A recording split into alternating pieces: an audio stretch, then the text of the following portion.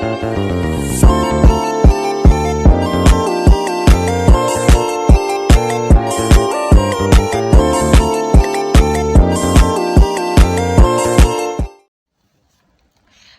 siang Bapak dosen yang saya hormati, serta teman-teman sekalian yang saya cintai.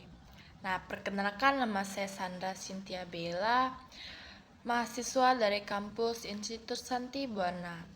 Dalam video ini, saya akan memaparkan pandangan yang saya terkait dengan kondisi relevansi peran guru dan tantangan pembelajaran IPS di sekolah dasar masa kini dan era digital, khususnya di pendidikan IPS sekolah dasar. Nah, saya berharap penyampaian ini dapat memenuhi kewajiban, tugas, dan memberikan wawasan yang bermanfaat.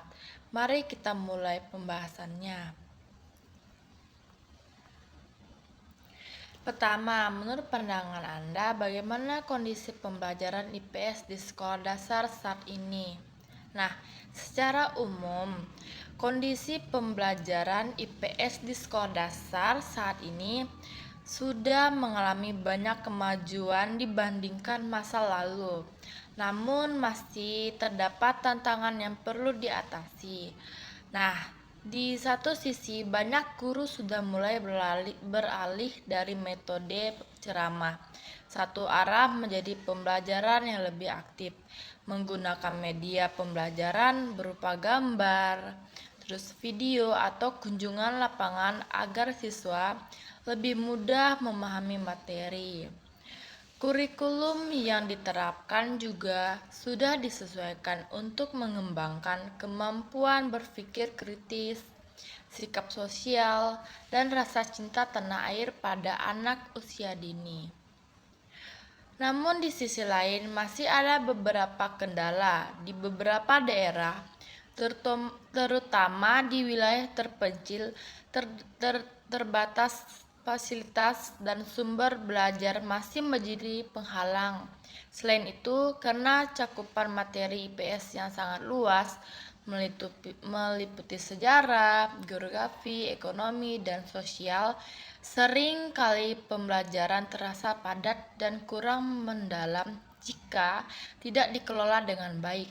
Ada juga kecenderungan di mana materi IPS dianggap sebagai mata pembelajaran hafalan semata, sehingga kurang menarik bagi sebagian siswa. Nah, yang kedua itu bagaimana pendapat Anda tentang referensi materi IPS SD dengan kehidupan nyata siswa saat ini?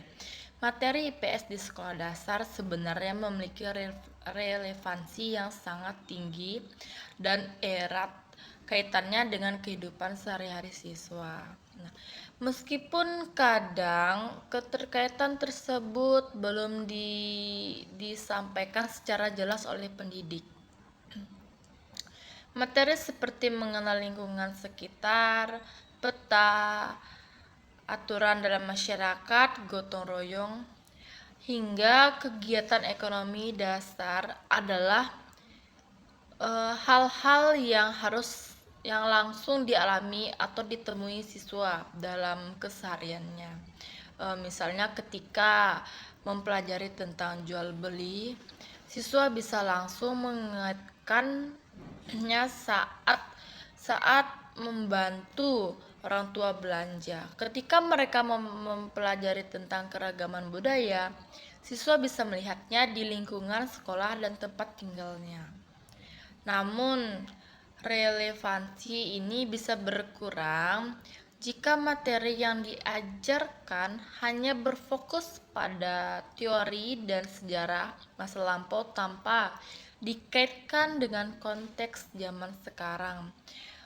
Oleh karena itu, tugas guru adalah menjembatani materi tersebut dengan kejadian dan situasi yang terjadi di masa kini agar siswa paham bahwa ilmu yang dipelajari berguna untuk memahami dunia di sekitar mereka dan bagaimana cara bersikap serta bertindak dalam masyarakat. Nah, yang ketiga itu, menurut Anda, sejauh mana guru SD saat ini mampu mengembangkan pembelajaran IPS yang menarik dan bermakna. Nah, kemampuan guru dalam mengembangkan pembelajaran IPS yang menarik dan bermakna sudah cukup baik dan terus berkembang meskipun tingkat kemampuannya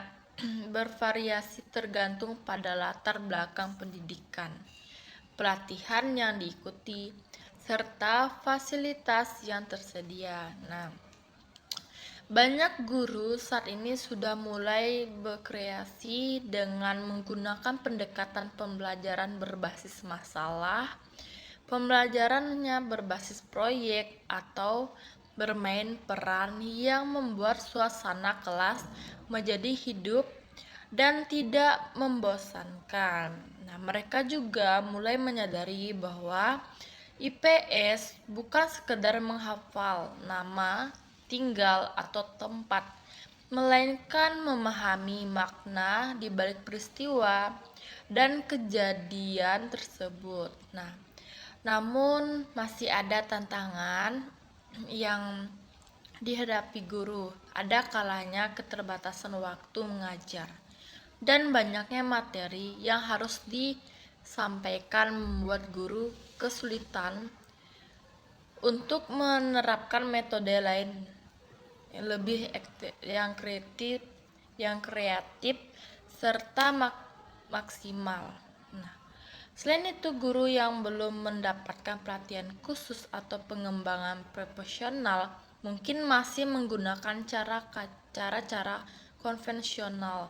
Secara keseluruhan, mayoritas guru sudah berusaha keras untuk membuat pembelajaran menjadi bermakna, dan kemampuan ini akan terus meningkatkan seiring dengan dukungan sistem pendidikan yang ada. Nah, terus yang keempat, apa pandangan Anda terhadap tantangan pembelajaran IPS SD di era digital saat ini? Di era digital, pembelajaran IPS dihadapkan pada tantangan sekaligus peluang baru. Salah satu tantangan terbesarnya adalah memilih informasi yang benar atau akurat. Karena IPS berkaitan dengan sejarah, sosial, dan budaya, banyak informasi yang beredar di internet yang belum tentu benar atau bisa jadi memuat pandangan yang menyimpang. Tugas guru dan orang tua menjadi lebih berat untuk mengarahkan siswa agar tidak salah memahami informasi. Nah, tantangan lainnya adalah mengubah fokus siswa yang cenderung lebih tertarik pada hiburan digital dibandingkan materi pembelajaran. Siswa bisa saja memiliki akses ke berbagai sumber belajar, namun belum tentu mampu menggunakan untuk tujuan akademis.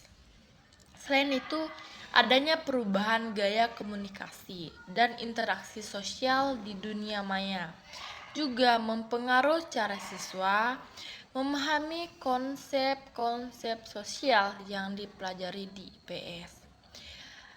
Di sisi lain, era digital juga membuka peluang besar.